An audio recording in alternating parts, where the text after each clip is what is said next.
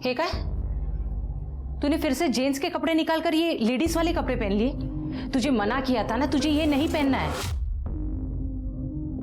गाय, दिन भर लड़कों के कपड़े पहन के घूमना पड़ता है। कम से कम घर पे तो मुझे चैन से जीने दिया करो, या तो मैं भुला कर ही चैन आएगा कि मैं एक लड़की हूँ।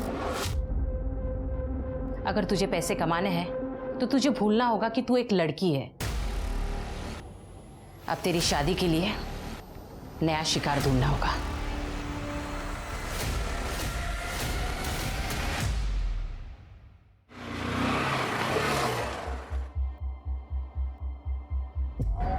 अंजलि, बाइक पे घूमने चलेगी मेरे साथ? अब मना मत करना यार, सब मना करेगी तो दिल टूट जाएगा मेरा। तुम फिर आ गए? सच में बहुत बेशरम हो तुम। तुम्हें कितनी बार कहा है कि मुझे तुम्हारे साथ कहीं नहीं जाना, तुम्हें बात समझ में नहीं आती? अरे चल ना, अब इतनी सुंदर सुंदर लड़कियां अभी इतने नखरे नहीं करती, तुझे किस बात का घमंड है? और वैसे भी यार तेरी शादी तो होने से रही, क्योंकि तुझे जितने लड़के देखने आते हैं वो तुझे रिजेक्ट करके चले जा रहे हैं।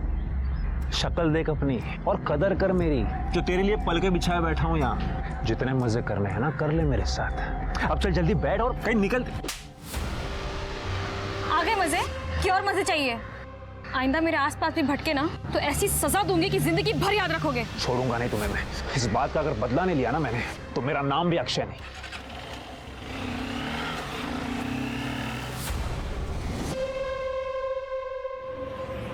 चलो बाय।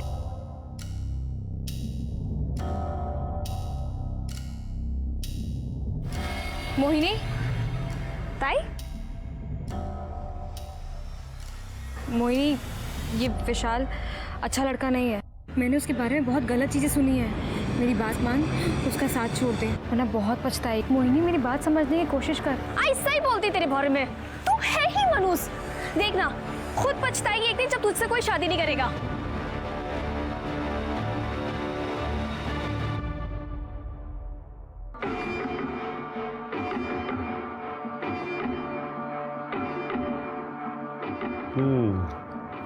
ये सब ठीक है, लेकिन इनमें से पैसे वाली अमीर पार्टी कौन सी है? ये सब मिडिल क्लास परिवारों की अच्छी लड़कियां हैं, सर्वगुण संपन्न। हमें ऐसी लड़की दिखाइए जो घर में लक्ष्मी लेकर आए। देखिए, अगर आप लोगों की सुंदर लड़की की डिमांड नहीं है तो हमारे पास एक बहुत बढ़िया रिश्ता है। आपको ये तो मैं दिखाता हूँ। ये लीजिए, लड़की के पिता का कोयले का कारोबार है। अरे वाह, कितनी गुनी और सुशील लग रही है ना। आपकी बेटी हमें बहुत पसंद है। नहीं, विश्वास ही नहीं होता कि हमारी अंजलि आपको इतनी पसंद आ गई। इतने लोगों ने रिजेक्ट जो किया है उसको विश्वास कैसे बैठेगा? वैसे ये फैसला लेना हमारे लिए भी बहुत मुश्किल था। खूब ऐकलं होतं, अंजलि के कई रिश्ते टूटे हैं, लेकिन हम तैयार हैं। आप लोगों ने भी तो तैयारियां की होगी ना। बेटी को खाली हाथ विदा थोड़ी करेंगे। हाँ बताइए क्या चाहिए, हम यही तय कर लेते हैं। अरे इसमें तय क्या करना है? अब इतना बड़ा बिजनेस है आपका, लड़की की शादी है, लाखों रुपया तो जमा किए होंगे आपने। अरे नहीं नहीं, हम लोग लालची नहीं है, हमें ज्यादा नहीं चाहिए। बस 50 लाख कैश दीजिए और 20 तोला सोना दीजिए बस। ये ज्यादा नहीं है? अरे अहो दादा, इससे भी ज्यादा देने वाले के रिश्ते आए थे, लेकिन हमें आपकी बेटी पसंद है इसलिए ज्यादा नहीं कहा है। 30 लाख और 10 तोला सोना, इतना ही दे पाऊंगा। 40 लाख कैश दीजिए, 10 तोला सोना दीजिए। अब सोचना क्या है इसमें, रिश्ता पक्का। लीजिए लीजिए, मुंह मीठा कीजिए। मैं क्या बोल रहा हूँ, अब फटाक से शादी करवा लेते। पट मंगनी चट दिया। लीजिए लीजिए लीजिए। तो अनुशनेमि बृहस्पतयो दधातु पृथ्वीरापः शान्तियो गदयः शान्ति।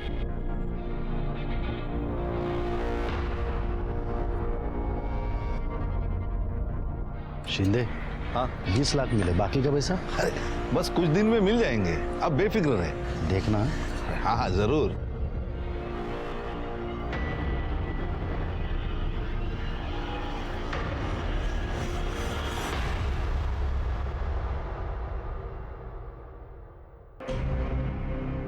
पता है ना क्या करना है? उसको पता चल गया ना, गड़बड़ हो जाएगी। मुझे पता है, आप टेंशन मत लो।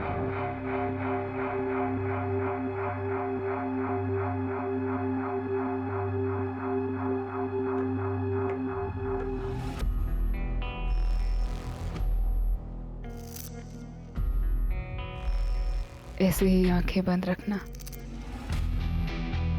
चाहे जो हो जाए आंख मत खोलना।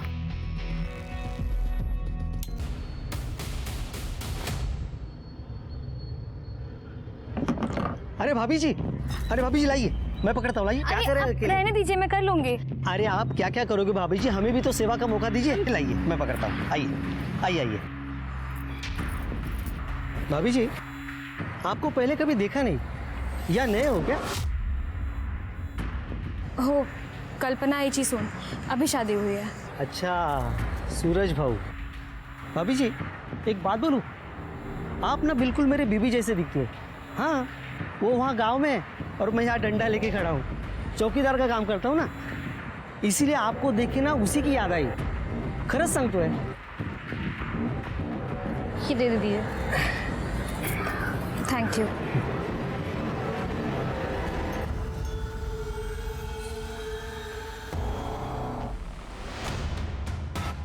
इस तरह अनजान लोगों से बात करने की कोई जरूरत नहीं है, समझी? चल अंदर।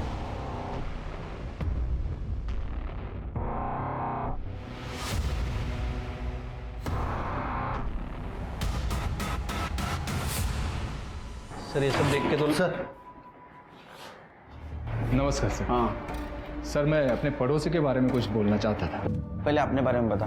हाँ सर, मैं पीताम्बर काळे नीरव नगर में रहता हूँ। मेरे पड़ोसी का नाम है सखाराम सावंत। माझ्याकडे वेळ नाही आहे, लवकर काय ते सांगा। सर, ये सखाराम सावंत की बेटी है सोनम, 1 साल भर से गायब है। बड़ी अच्छी लड़की थी। मैंने वो सखाराम सावंत और उसके बेटे सूरज सावंत दोनों को बहुत बार पूछने की कोशिश की, लेकिन वो लोग अजीब ढंग से बात को टाल जाते हैं। सर, फिर एक दिन बताया कि वो गांव चली गई है। हाँ, तो इसमें अजीब क्या है? हो सकता है बेटी को गांव भेज दिया हो। लेकिन सर, एक बहन को अपनी भाई के शादी में आना चाहिए कि नहीं? वो नहीं आई। अब ये उसका भाई सूरज दिखता भी कुछ अजीब ही है सर। पहले कभी इसको ना देखा, ना इसके बारे में उन लोगों ने कभी जिक्र किया। फिर अचानक 3 साल पहले घर आ गया और 1 साल भर पहले सोनम गायब हो गई। ठीक है, चेक करा सर।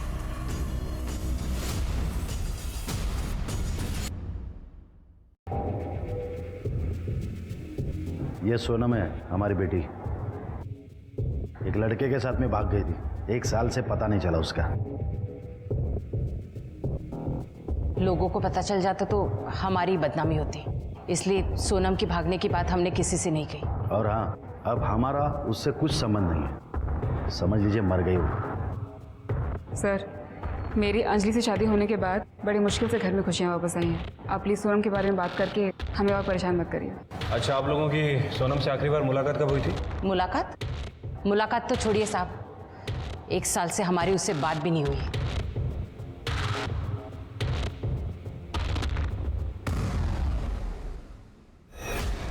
तृप्ति, इस सोनम की कुंडली निकालो। मुझे लगता है कि फैमिली हमसे कुछ छुपा रही है। मेरी बहू अंजलि को उसके किसी से क्या दुश्मनी हो सकती है? सर, किसने मारा मेरी बीवी को बताइए, मैं छोड़ूंगा नहीं उसे। बेटा, बाबा, अंजलि शांत हो जाओ। आप कहाँ थे उस वक्त? दुकान पर अपनी। कीर्तिनगर से यहाँ तक जितने भी सीसीटीवी है, सारा फुटेज कलेक्ट करो।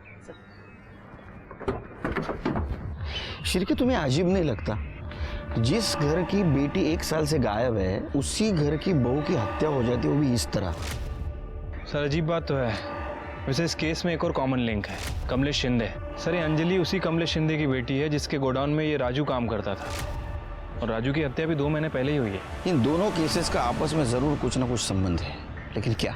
अगर संबंध नहीं है, ये योगायोग की बात है, तो इस केस की जड़ तक हमें जाना होगा। हाँ सर। सर ये देखिए सर, 16 फरवरी की सुबह 11 बजे अंजलि कीर्ति मार्केट की सीसीटीवी में कैप्चर हुई है। फिर ये मार्केट में तो दिख रही है, लेकिन इसके बाद में घर गई या नहीं पता करो, मतलब प्रत्येक माहिती पाहिजे। हो सर।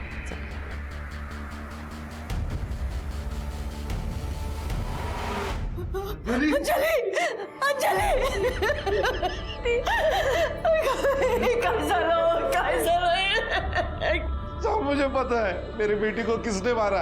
वो लालची सखाराम और उसके परिवार ने मारा है इसको। उसको पकड़ लो साहब, मेरी बेटी का खून किया है उसने।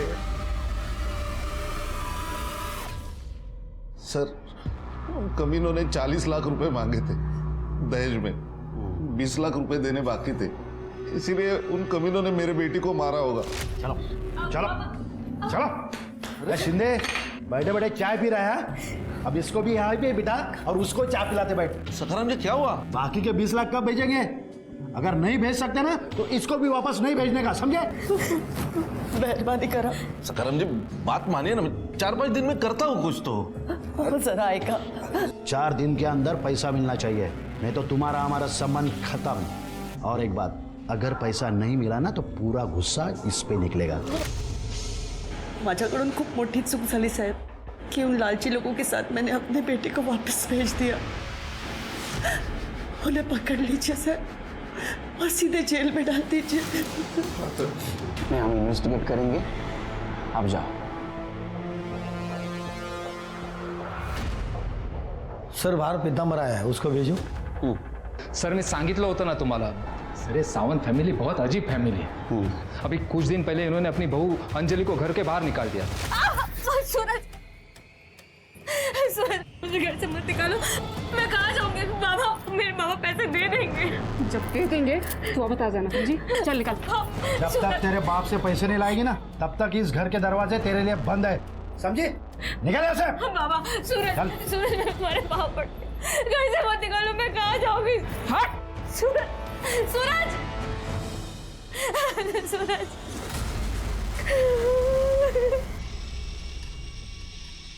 ओहो भाभी जी, ये दुनिया ना बड़ी जालिम है, लेकिन आप चिंता मत कीजिए, मैं हूँ ना, आपको कोई भी तकलीफ होने नहीं दूंगा।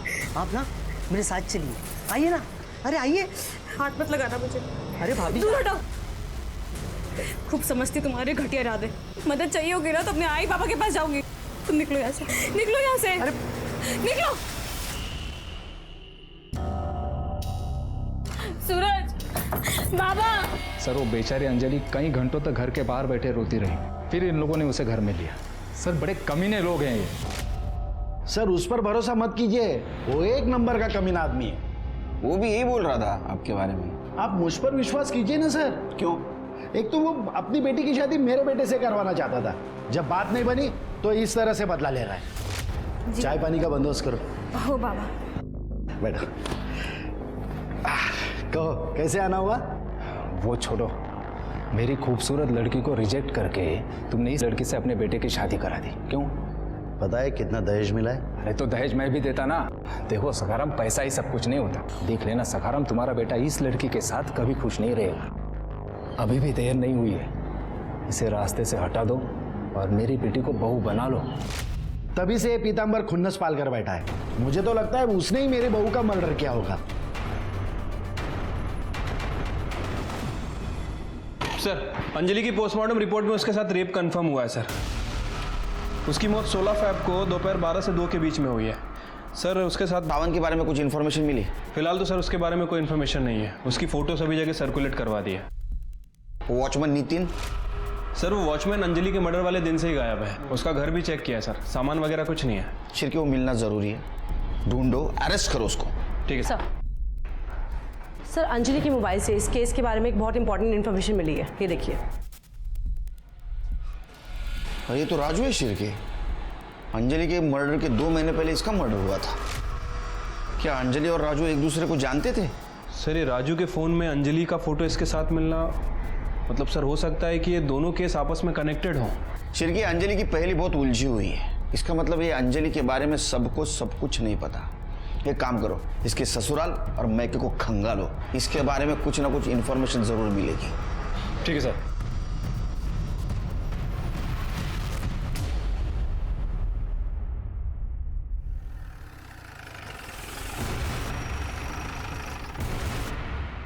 पूरे घर का कोना कोना छान मारो, अच्छे से तलाशी लो। सर। बड़े अंदर जाओ।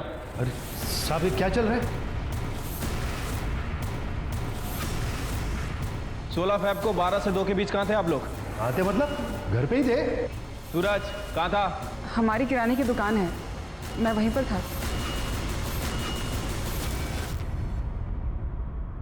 देखो अगर कुछ छुपा रहे हो ना तो उगल दो, वरना अपने तरीके से पूछो। सर ये अंजलि की डायरी। और सर ये कुछ और मिला है। क्या ये मैंने ही खरीदा था। क्यों, कोई अपराध है क्या? चलो सर, अंजलि के हस्बैंड सूरज के कॉल रिकॉर्ड चेक किए थे सर एक इंपॉर्टेंट बात पता चली है सर। ये सूरज किसी निशा नाम की औरत के कांटेक्ट में था। निशा बार बार उसे कॉल करती थी और जब हमने निशा के एड्रेस पे जाके पूछताछ की तो सर पता चला है कि निशा सूरज की पहली बीवी थी।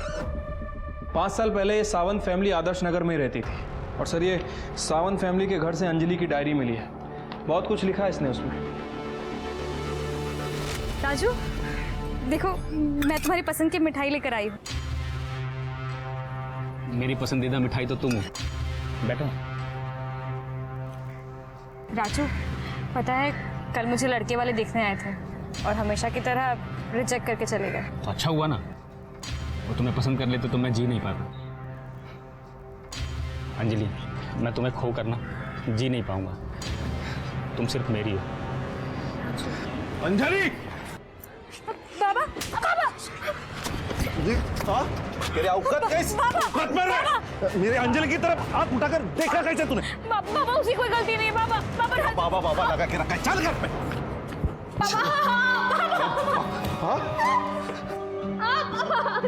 तेरे रिश्ते टूटने से पहले कम बदनामी हुई थी जो तूने नई मुसीबत पैदा कर दी। आज मैं तुझे जिंदा नहीं छोड़ूंगा। क्या गलती कर दी मैंने प्यार करके? हाँ, कम से कम राजू ने मेरा रंग तो नहीं देखा। बाबा उसने देखी है तो सिर्फ और सिर्फ मेरी अच्छाई। और तेरे बाप का पैसा देख रहा है वो। देखो, ये लड़की पैदा होने से पहले मर क्यों नहीं गई? खबरदार, याच्या पुढे ना राजूला भेटली ना तो मुझसे बुरा कोई नहीं होगा, समझे? तो चल जा यहाँ से, जाओ। शिरकी, सावंत फैमिली बहुत गड़बड़ लग रही है। हर वक्त कुछ ना कुछ नया राज सामने आ रहा है। शिरके, ये डायरी सिर्फ डायरी नहीं है। इस केस में जितने भी विलन शामिल है उन सब राजू से नफरत करता था और शायद इसीलिए उसने उसको मारा या किसी से मरवाया। हो सकता है सर। वैसे अंजलि ने डायरी में वही बातें लिखी हैं जो वो किसी से शेयर नहीं कर पाती थी, जैसे कि उसके ससुराल वाले से टॉर्चर करते थे और वो आशिक अक्षय, उसने भी उसे काफ़ी परेशान किया है। इस केस से जितने भी लोग जुड़े हैं सबकी इंक्वायरी करो। किसी भी हालत में राजू और अंजलि को न्याय मिलना जरूरी है। और वो कमलेश, उसकी दोबारा पूछताछ करो। आपने बात हमें पहले क्यों नहीं बताई कि अंजलि राजू को चाहती थी? सर, अगर मैं ये बात बताता तो बेकार में आप मुझ पर शक करते। शक कभी भी आपके ही ऊपर है। आपने अपने गोडाउन के वर्कर को मना किया था कि अंजलि और राजू की बात सामने नहीं आनी चाहिए। इनफैक्ट राजू की मौत से आपका रास्ता साफ हो गया है। उसकी मौत से सिर्फ और सिर्फ आपको फायदा हुआ और किसी को नहीं। नहीं सर, ऐसी बात नहीं सर। देखिए, कमलेश दादा ने कुछ नहीं किया है और इन पर राजू की हत्या का आरोप लगाने से अच्छा है ना कि आप अंजलि के कातिल को ढूंढिए, प्लीज। आपको क्या लगता है हम क्या कर रहे हैं? वही कर रहे हैं हम।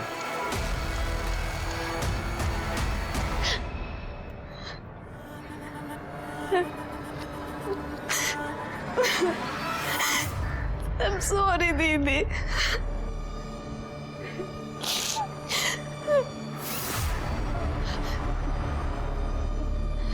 मैम, थोड़े टाइम पहले दीदी ने मुझे एक बात बताई थी, शायद मुझे आपको बहुत पहले बता देनी चाहिए थी। उन्होंने बताया था कि जीजू उनके संग बहुत अजीब बर्ताव करते हैं।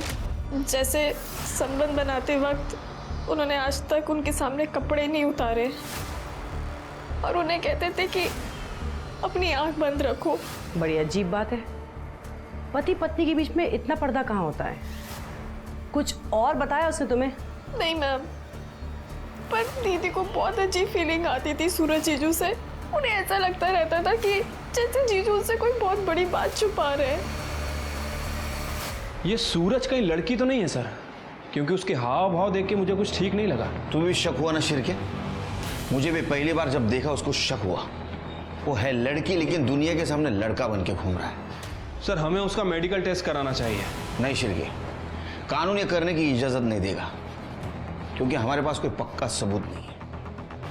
एक काम करो शिरके, सखाराम और अक्षय इनका डीएनए टेस्ट करवाओ और किसी को भी शक के दायरे से बाहर मत जाने दो। ठीक है सर। हाँ, अंजलि से पहले सूरज की शादी मुझसे हुई थी लेकिन हमारा तलाक हो गया। डिवोर्स के बाद भी सूरज के कांटेक्ट में क्यों हो? तो इसमें गलत क्या है? हम अच्छे दोस्त हैं और सूरज अपनी बीवी के साथ खुश था, तो मुझे इससे क्यों प्रॉब्लम होगी? बहुत हीरो बनता है तू, हाँ? हीरो बन के घूमता है तू, हाँ? तेरे बारे में सारी इंफॉर्मेशन निकाली हमने। हवस का पुजारी है ना तू? सर मैं सच कह रहा हूँ, मैंने कुछ नहीं किया है। अंजलि की शादी के बाद से तो मैं कभी उससे मिला भी नहीं। शादी के पहले तो परेशान करता था उसको। नीरव नगर में तेरा मोबाइल लोकेशन क्या करता है रे? उसके ससुराल के आसपास क्यों मंडरा था तू? नीरव नगर में मेरा दोस्त रहता है, इसलिए कभी कभार जाते रहता हूँ मैं उसके पास। अंजलि के साथ जो कुछ भी हुआ वो वाकई में बहुत बुरा था, पर मैं सच कह रहा हूँ सर, उसमें मेरा कोई हाथ नहीं है। तेरा हाथ है क्या तेरा पैर है वो हम ढूंढ के निकालेंगे, समझा ना? खड़े समझायला दोन चार लावा चांगल्या। सर मैं सच कह रहा हूँ मैं। सर सखाराम और कल्पना 16 फैब को अपने घर पर ही थे और सूरज के मोबाइल लोकेशन से पता चला है कि वो दुकान पर था। शिरके ऐसा शातिर बिना मोबाइल के भी क्राइम सीन पे जा सकता है। ये सावंत फैमिली के ऊपर भरोसा मत करो, झूठ बोलते हो लोग। जांच जारी रखना। ठीक है सर, लेकिन सर हमें और सबूत जुटाने पड़ेंगे क्योंकि राजू के केस में कमलेश के मोबाइल लोकेशन से कुछ खास इन्फॉर्मेशन नहीं मिली। राजू के मर्डर में तो कमलेश के ऊपर शक है, लेकिन किधर गया था? किधर गया था तू? सीधा खड़ा रह इधर। 16 तारीख से कहाँ गायब था रे तू? काम से बाहर गया था सब। घर का पूरा सामान लेके गया था बाहर, हाँ? वो भी अंजलि के मर्डर के दिन। सच बोल, तेरे तो चलने फिरने के, बात करने के, देखने के लायक नहीं छोड़ूंगा तेरे को। शिरके क्या को चला? क्या है ये? मार्केट में अंजलि घूम रही है और उसके पीछे कौन है? तू है। क्या कर रहा था उसके पीछे? सब वो मैं खरीदारी के लिए गया था सब उधर। खरीदारी करने के लिए गया था, हाँ? तो पैर को क्या हुआ है? साहब वो बाथरूम में पैर फिसल गया साहब। बाथरूम में पैर फिसल गया? क्या जिंदगी से पैर फिसल गया जरा? हाँ, इसका डीएनए कराओ सर, और जल्द से जल्द रिपोर्ट चाहिए मुझे। जब सखाराम आणि अक्षय रिपोर्ट से क्या चलो? सर वो आई रही है। हाँ सर सूरज की पहली भी निशा, उसकी सोसाइटी के सीसीटीवी फुटेज में सूरज को रिसेंटली देखा गया है। देखो मामला क्या है सर डीएनए रिपोर्ट आ गई है सर। मैच हो गई किसी की? सर अक्षय और सखाराम की तो नहीं हुई। नितिन? सर नितिन का डीएनए मैच हुआ है। अंजलि की बॉडी पे जो सीमेन मिला था वो नितिन का ही है। इसका मतलब रेप और मर्डर नितिन ने किया है। पाउंचर होते तो चला दे।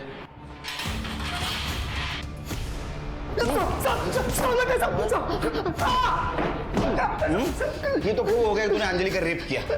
मर्डर क्यों किया उसका? बताता था सब। उस दिन अंजलि मार्केट से लौट रही थी तो मैंने उसका पीछा किया साहब।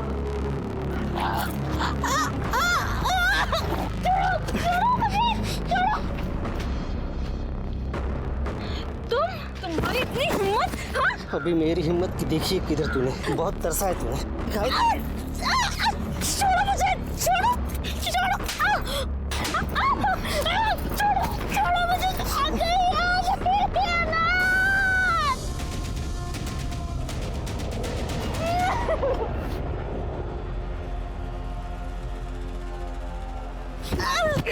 रुक रुक, तेरी तो रुक।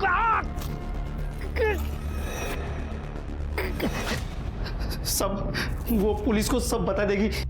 इस डर के कारण मैं अपने दोस्त के पास धारावी में जाके छुप गया साहब। बाद में खबर जब पड़ी तो पता चला कि अंजलि का मर्डर हो गया साहब। माझा विश्वास चाहो साहब, मैंने उसका खून नहीं किया साहब। शिरके, इसने रेप तो कबूल किया है, ये मर्डर भी कबूल करेगा। शिरके, इसका डोज बढ़ाओ। सब मेरी बात सुनो, सब मैंने नहीं किया था, सब नहीं मारा, नहीं किया सब। अंजलि मर्डर केस उसके साथ हुए बलात्कार की पुष्टि पर जाकर ठहर गया था। अंजलि पर बुरी नजर रखने वाला वॉचमैन नितिन अब सलाखों के पीछे था। पर क्या अंजलि का कातिल भी? ये न्याय अब भी इस एक सवाल के जवाब का इंतजार कर रहा था कि उसका कातिल आखिर है कौन। सर मुझे लग रहा है कि नितिन सच बोल रहा है। वैसे भी अंजलि की लाश हमें मोरे नगर में मिली थी और मोरे नगर से कीर्ति मार्केट और अंजलि का ससुराल ये दोनों ही जगह काफ़ी दूर है सर। सर कि मुझे भी ऐसे ही लगता है क्योंकि नितिन की पैर में अभी भी सूजन है और ऐसी हालत में वो अंजलि का रेप करके उसका पीछा नहीं कर सकते। सर ये सावंत फैमिली का नाटक ही खत्म नहीं हो रहा है। सर निशा और सूरज इनका डिवोर्स ही नहीं हुआ था, उनका स्टेटमेंट गलत था। सर एक बात और, सर ये सूरज निशा के अकाउंट में हर महीने 30,000 रुपये भेजता है। हमें पता है कि सूरज के साथ तुम्हारा तलाक नहीं हुआ था, फिर भी हर महीने वो तुम्हें 30,000 रुपए देता था। अब बोलोगी क्यों? सर ऐसे नहीं बोलेगी। मैं बताती हूँ, मैं सब बताती हूँ। सर सूरज एक लड़का नहीं बल्कि एक लड़की है। उसका नाम सोनम है। दहेज के लिए उसने लड़का बनकर मुझसे शादी की थी, जिसके लिए मेरे पिताजी को गांव की जमीन बेचकर उसे 20 लाख रुपए देने पड़े। लेकिन शादी के बाद उसके शारीरिक संबंध बनाने के तरीकों पर मेरा शक और गहरा होता चला गया। फिर एक दिन मैंने उसे रंगे हाथों पकड़ लिया।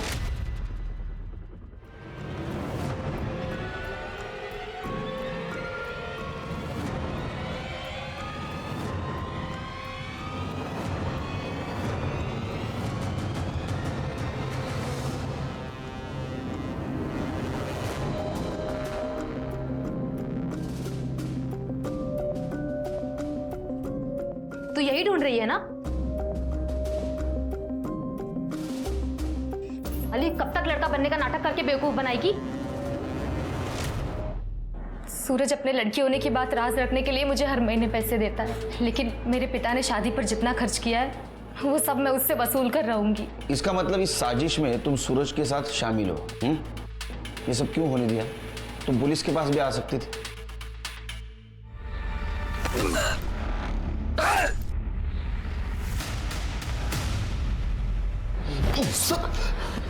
सर क्यों मारा पता चला? नहीं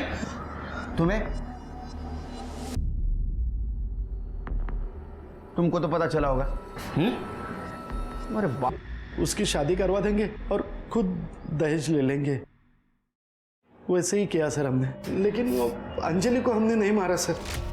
अंजलि को तुमने मारा है क्योंकि उसको पता चल गया था ये सूरज नहीं सोनम है, और तुम्हें डर था वो सबको बता देगी, इसलिए तुमने अंजलि को मारा। सर हमने अंजलि को नहीं मारा सर, बल्कि मैं तो खुद ही परेशान हो गई थी लड़का बनने का नाटक करते करते।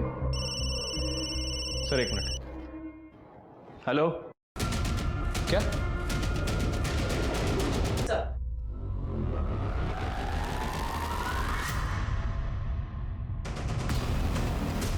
खड़े, बुलाओ उन्हें।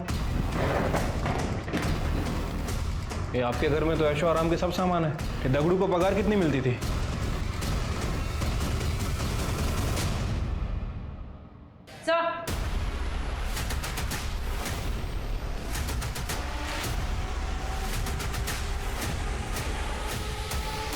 Yes sir. Jain sir, sir हमने दगड़ू के घर की तलाशी ली। सर ये दगड़ू ही मामूली सी पगार पे शिंदे के गोडाउन में काम करता है, लेकिन सर उसके घर में ऐशो आराम की हर चीज़ है, TV, fridge, washing machine, AC, सब कुछ। और सर कमाल की बात यह है कि ये सारी चीज़ें उसे किसी और के क्रेडिट कार्ड से खरीद के दी गई हैं। इतनी महंगी चीज़ें उसे कोई क्यों देगा, और अगर देगा तो बिना वजह नहीं देगा। और सर कमाल की बात तो यह है कि 16 तारीख को दोपहर 3 बजे उस क्रेडिट कार्ड से एक शर्ट भी खरीदी गई थी, और जहां अंजलि की डेड बॉडी मिली वो शर्ट की दुकान वहां पास में ही है। इसका मतलब शिर के हम जल्द ही कातिल तक पहुंचने वाले हैं। अंजलि का कातिल और मैं? ये क्या बकवास कर रहे हो आप? ये बैठ। शायद आपको मालूम नहीं, अंजलि मेरी भतीजी है। मैं भला उसका खून क्यों करूंगा? क्योंकि तूने अंजलि का बॉयफ्रेंड राजू का मर्डर किया। ये क्या बोल रहे हो आप? सिरके,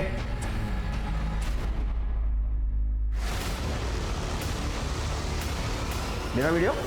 हाँ, ये मोबाइल हमें दगड़ू के घर से मिला, और ये वीडियो देख के तू डरता था, और इसलिए तू दगड़ू जो चाहता था उसको लेके देता था। इतना ही नहीं, दगड़ू के बाप ने हमें बताया तू कोयले के गोदाम के आड़ में गलत धंधा करता था।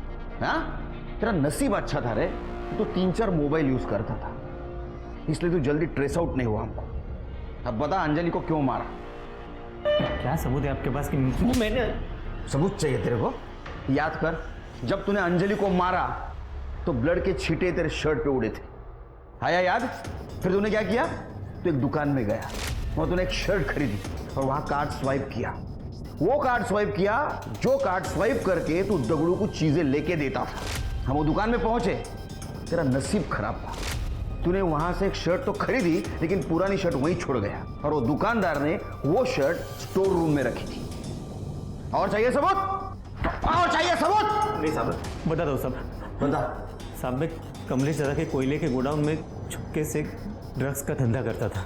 सब कुछ ठीक चल रहा था, लेकिन एक दिन ये बात राजू को पता चल गई। अरे क्या कर रहे हो? ठीक से रखो।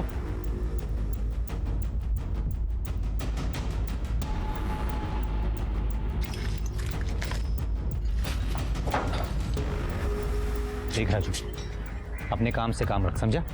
जा काम कर। कितने घटिया इंसान हो यार तुम। जिस थाली में खाते उसी में छेद करते, तुम्हें शर्म नहीं आई? देख, फालतू की बात मत कर। अगर तू चाहता है ना तो तुझे भी इसमें हिस्सा देने को मैं तैयार हूँ। भाई मैं भीख मांग के ना अपना गुजारा कर लूँगा, लेकिन तेरी पाप की कमाई मुझे नहीं चाहिए। और तो और मैं सब कुछ शिंदे साहब को बता के रहूँगा। उन्हें पता तो चले उनके पीठ के पीछे उनका ही भाई गोदाम में क्या काला कारोबार कर रहा है। राजू मेरी बात मानता तो मरने से बच जाता था। तेरा भांडा फोड़ के रहूंगा। छोड़। ठीक है।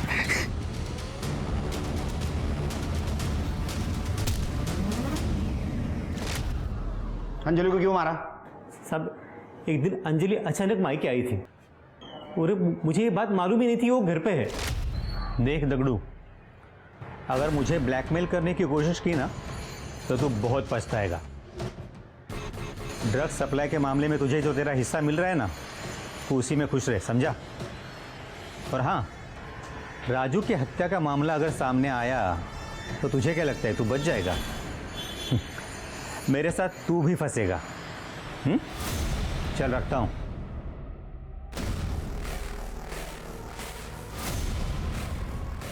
तो वो आप हैं जिसने मेरे राजू की जान ली? याद रखना काका, इसकी माफी आपको कभी नहीं मिलेगी। अंजलि वैसा कुछ नहीं है साहब। मैंने अंजलि को समझाने की बहुत कोशिश की, लेकिन वो सुनने को तैयार ही नहीं थी। हालांकि उसके पास मेरे खिलाफ कोई सबूत नहीं था। उसको समझाने के लिए दूसरे दिन मैं उसके ससुराल जा रहा था, तभी वो मुझे रास्ते में ही मिल गई।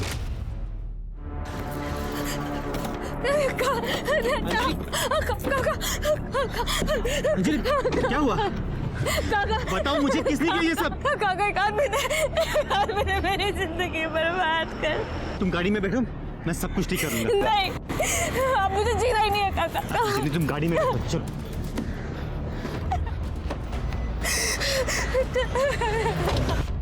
अंजलि हम अपने घर चलते हैं, कमलेश दादा के पास। मैंने कहा ना मैं सब कुछ ठीक कर दूंगा।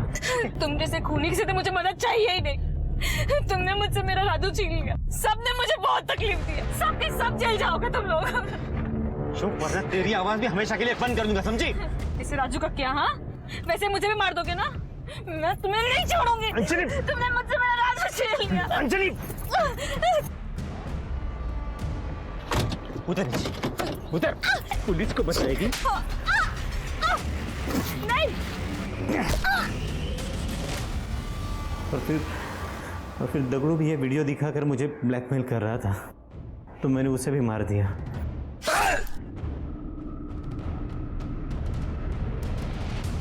तूने लोगों को नई सीख दी है। बाहर वालों से पहले अपने लोगों से सतर्क रहना चाहिए। लालच कई बार ऐसी हवस का रूप लेता है कि इंसान अच्छे बुरे का फर्क नहीं कर पाता है। वो एक गुनाह छिपाने के लिए सिलसिलेवार अपराध करने पर मजबूर हो जाता है। करीब 3 महीने से अनसुलझा पड़ा ये कोल्ड केस दगड़ू की मौत के बाद सुलझ पाया। राजू की हत्या के 2 महीने बाद अपनी भतीजी अंजलि और फिर दगड़ू की हत्या को अंजाम देने में दोषी प्रशांत शिंदे को कड़ी सजा सुनाई गई। वहीं सावंत परिवार को भी उनकी बेटी सोनम को लड़का बनाकर उसकी शादी करने के एवज में धोखाधड़ी के मामले में जेल की हवा खानी पड़ी। लेकिन अंजलि के साथ जो हुआ उसमें उसका परिवार भी बराबर दोषी है। हमारे समाज में आज भी लड़की को बोझ मानने वालों, उसके रंग रूप के आधार पर भेदभाव करने वालों की कमी नहीं है। ऐसे में एक परिवार की अपने हर सदस्य के प्रति जिम्मेदारी और भी बढ़ जाती है। पराये लोगों से असुरक्षा स्वाभाविक है, लेकिन ख्याल रखें कि हमारे आसपास पारिवारिक सुरक्षा का एहसास देने वाला कोई शख्स ही कहीं संदिग्ध तो नहीं। अब मैं सोनाली कुलकर्णी आपसे विदा लेती हूँ। फिर मिलेंगे क्राइम पेट्रोल सतर्क के जस्टिस रीलोडेड में एक नए केस के साथ। तब तक अपना और अपने परिवार का ख्याल रखें, मास्क पहने, सैनिटाइजर का इस्तेमाल करें और सोशल डिस्टेंसिंग ध्यान में रखें। देखते रहिए क्राइम पेट्रोल सतर्क। जय हिंद।